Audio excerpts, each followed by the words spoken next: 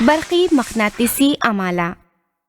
کسی تار کے لچھے کے قریب اس مقناطیسی میدان میں اگر تبدیلی ہو تو لچھے میں سے برقی رو بہنے لگتی ہے۔ اسی برقی رو کو امالی برقی رو کہتے ہیں۔ مقناطیسی میدان میں تبدیلی اور اس کی وجہ سے تیار ہونے والی برقی رو کے اس عمل کو برقی مقناطیسی امالہ کہتے ہیں۔ عمل کیجیے، مشاہدہ کیجیے۔ ایک محجوز تانبے کے تار کا لچھا لیں۔ لچھے کا قطر 1 سینٹی میٹر ہو اور تار کے جتنے زیادہ ممکن ہو پھیرے لیں۔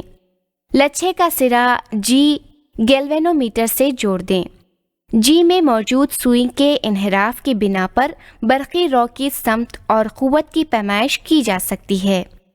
ایک سلاخ نما مقناطیس کا شمالی قطب تیزی سے لچھے کے قریب لائیں۔ جی کی سوئی میں انحراف نظر آتا ہے۔ اب شمالی قطب کو تیزی سے پیچھے ہٹائیں، تب بھی انحراف نظر آتا ہے، لیکن یہ مخالف سمت میں ہوتا ہے۔ اس سے آپ مندرج ذیل نتائج اخذ کر سکتے ہیں۔ پہلا، مقناطیس کو جب تک حرکت دی جاتی ہے تب تک ہی لچھے میں برقی رو بہتی ہے۔ دوسرا، مقناطیس کی حرکت کی سمت پر ہی برقی رو کی سمت کا انحصار ہوتا ہے۔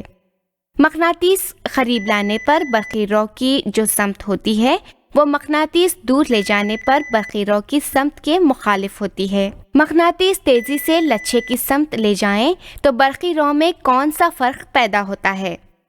مقناطیس کو ایک جگہ ساکت رکھا جائے تو کیا امالی رو بہنے لگے گی؟ اس طرح مقناطیس اور موصل دونوں میں بار بار حرکت کی وجہ سے برقی مقناطیسی امالہ ہونے سے موصل میں سے برقی رو بہتی ہے۔